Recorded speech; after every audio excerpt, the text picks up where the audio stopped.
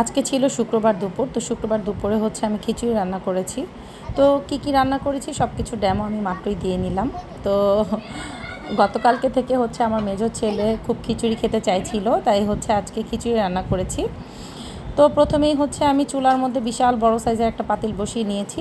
আর আগেই বলে রাখি, আজকে যেই চালটা দিয়ে আমি খিচুড়ি রান্না করব সেই চালটা হচ্ছে আমার হাজব্যান্ড দুবাই থেকে নিয়ে এসেছিল।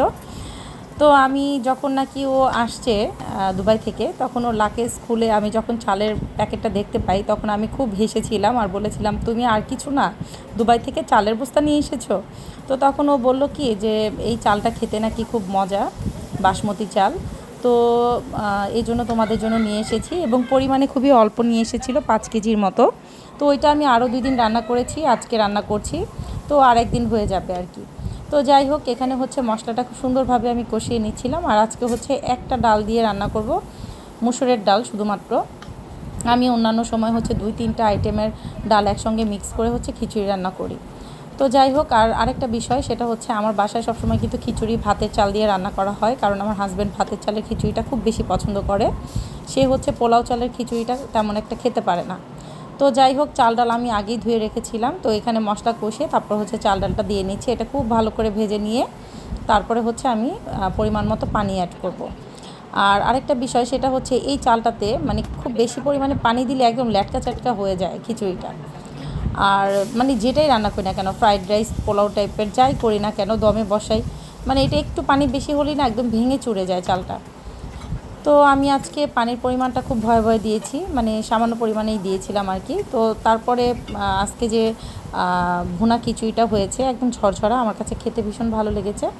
তো যাই হোক, পাশের চুলাতে হচ্ছে আমি বসিয়ে দিব হচ্ছে ফ্যাপসা ভুনা। তো গতকালকেই আমি ফ্যাপসা নিয়ে এসেছিলাম, যেটা একদম সেদ্ধ টেদ্ধ করে কেটে একদম রেডি করে রেখেছিলাম। তো আজকে হচ্ছে সেটাই রান্না করব।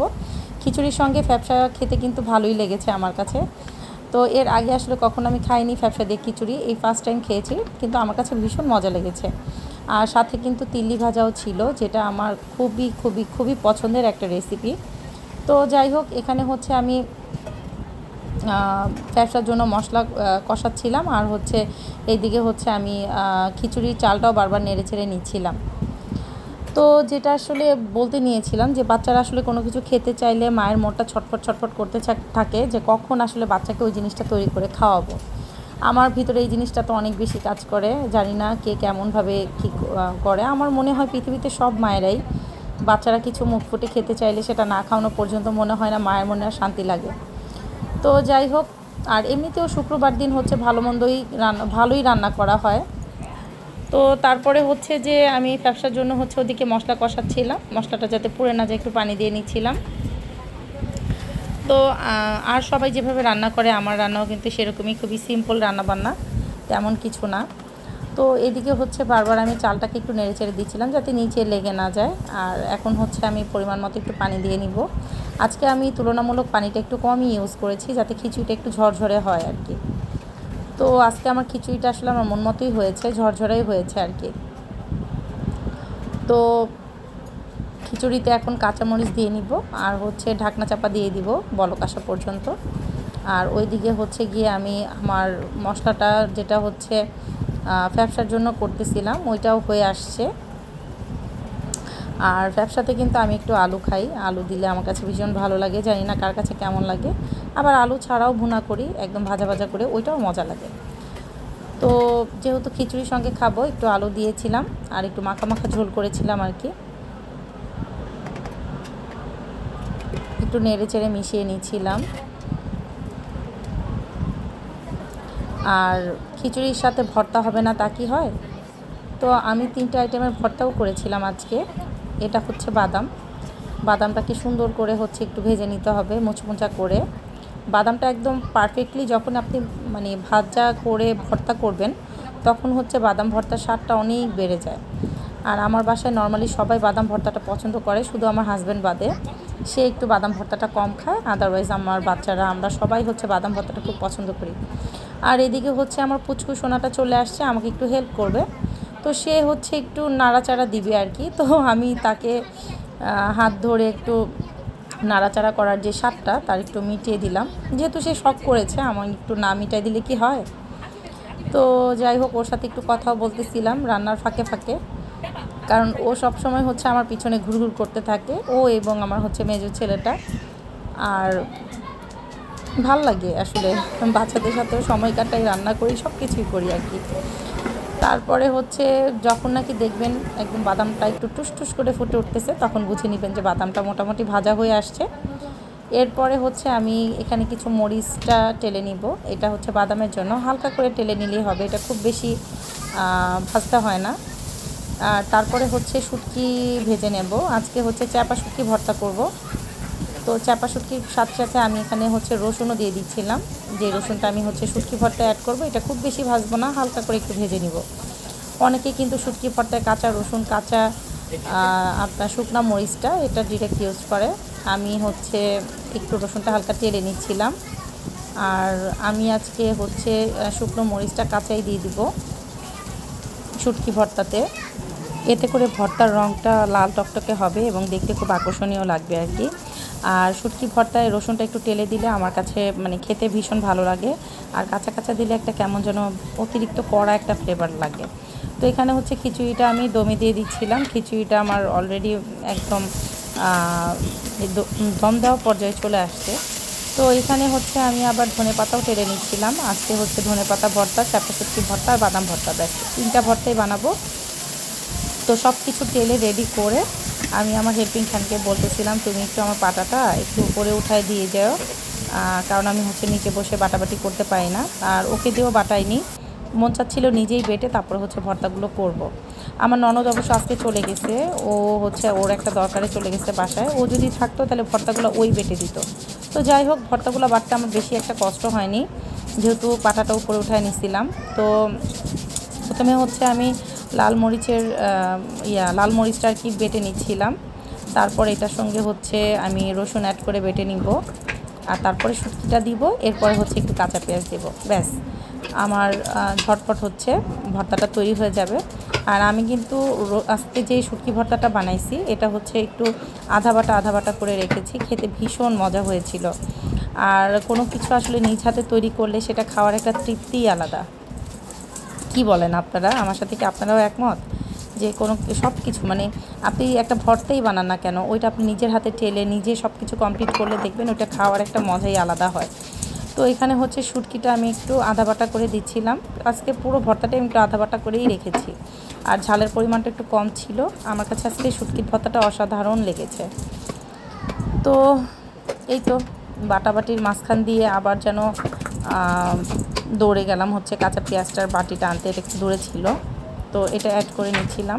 কাঁচা পেঁয়াজটা দিতেই হবে মাস্ট, নাহলে কিন্তু শুটকি ভর্তা মজা লাগবে না। আর যখন আমি শুকনো মরিচটা বেটেছিলাম তখন একটু লবণ অ্যাড করে দিয়েছিলাম পরিমাণ মতো। তো আমার শুটকি ভর্তা মোটামুটি কমপ্লিট হয়ে গেছে। এখন আমি এটাকে তুলে নিব।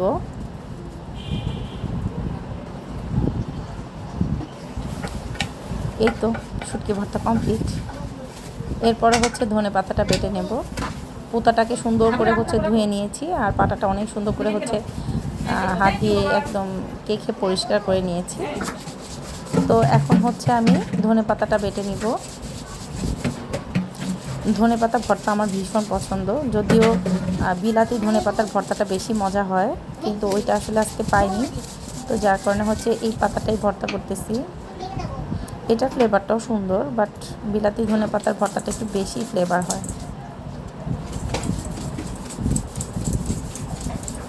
ভিডিওতে যত দ্রুত এবং ঝটপট দেখা যাচ্ছে, আসলে বিষয়গুলো কিন্তু তা না। বাটাবাটি করতে আসলেই অনেক কষ্ট, কিন্তু ব্লেন্ডারে করলেও এত বেশি মজা হয় না।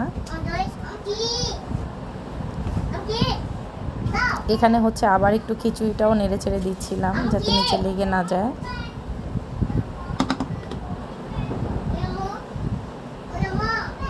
এখন হচ্ছে একটুখানি ঘি দিয়ে দিব। খিচুড়িতে একটু ঘি অ্যাড করলে খুব সুন্দর ফ্লেভার আসে।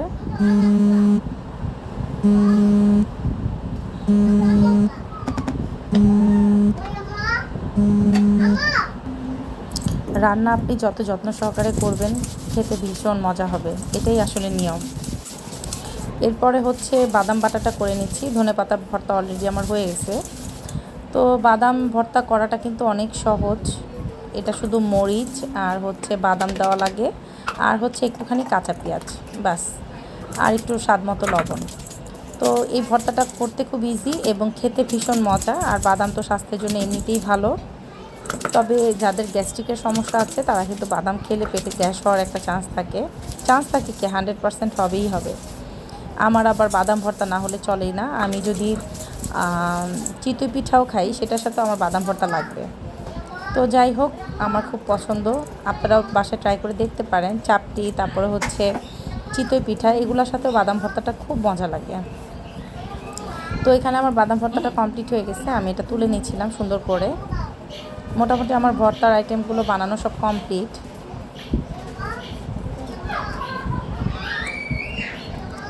এখন হচ্ছে তিলিগুলা যে ভাজবো সেটাকে কেটে রেডি করে নিচ্ছিলাম। এটাও আমি সিদ্ধ করে রেখেছিলাম গতকালকেই, মানে সব কিছু রেডি, শুধু আজকে এটাকে চাক করে নিয়ে একটু ম্যারিনেট করব, তারপরে হচ্ছে তেলে ভেজে নিব।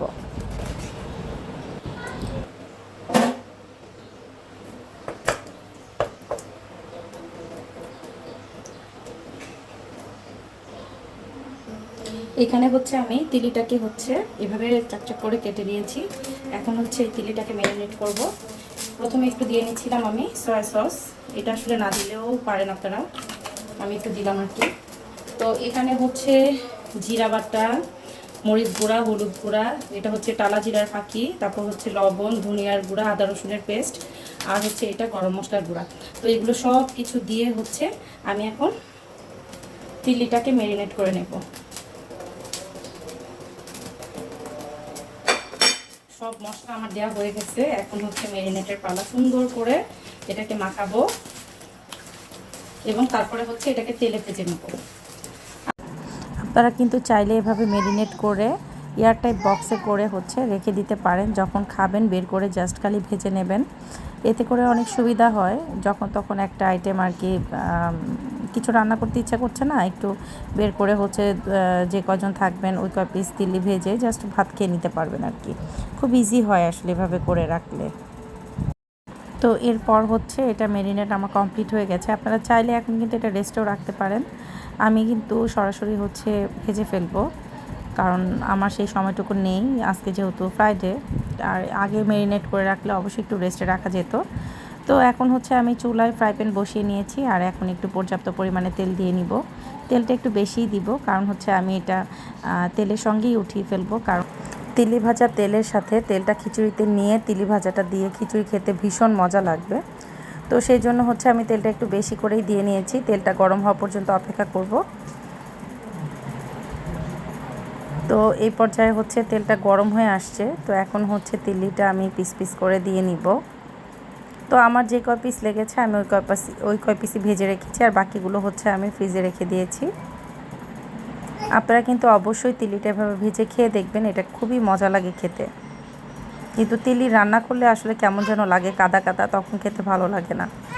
আর এভাবে কিন্তু এপিট ওপিট দুই পিঠি কড়া করে ভেজে তারপরে খাবেন, তিলি ভাজার সময় মজা লাগে। সাবধানে ভাজতে হবে, প্রয়োজনে হেলমেট পরে নিন, কারণ হচ্ছে তেল ঠুস ঠাস টুস টাস আর করে ফুটে আরেকটা ওঠে। কথা, সেটা হচ্ছে সো বি কেয়ারফুল, বিশেষ করে তিল্লি ভাজার সময়, অথবা তিল্লিটা ফ্রাই প্যানে দিয়ে আপনারা একটু দূরে দূরে থাকবেন, যাতে তেলটা ফুটে উঠলেও শরীরে না আসে।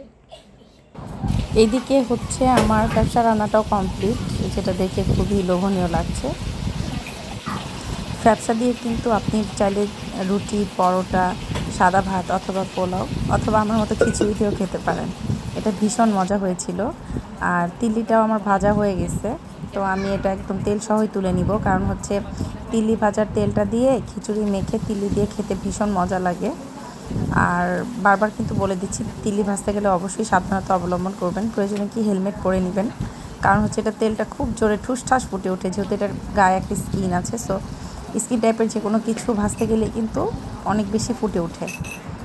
আর ফাইনালি আমার সব কিছু রান্না কমপ্লিট হয়ে গেছে। ভিডিওটি যদি ভালো লাগে অবশ্যই লাইক দিবেন, কমেন্ট করবেন, শেয়ার করবেন, আর আমাকে একটু সাপোর্ট করবেন। লাস্টে একদম আমি খাওয়ার ভিডিওটাও দিয়ে দিয়েছি, এটা যদিও আমি রিল হিসেবে আপলোড করে ফেলেছি। তো আল্লাহ হাফেজ, সবাই ভালো থাকবেন, সুস্থ থাকবেন, বাই বাই। আজকের খিচুড়িটা অসম্ভব মজা হয়েছে। আজকে খিচুড়ি দইটা বাপ খা ভর্তাগুলো নিজের হাতে একদম ওই দই দাবা পাটা পেটে রেডি করেছি। ওই দই দাবা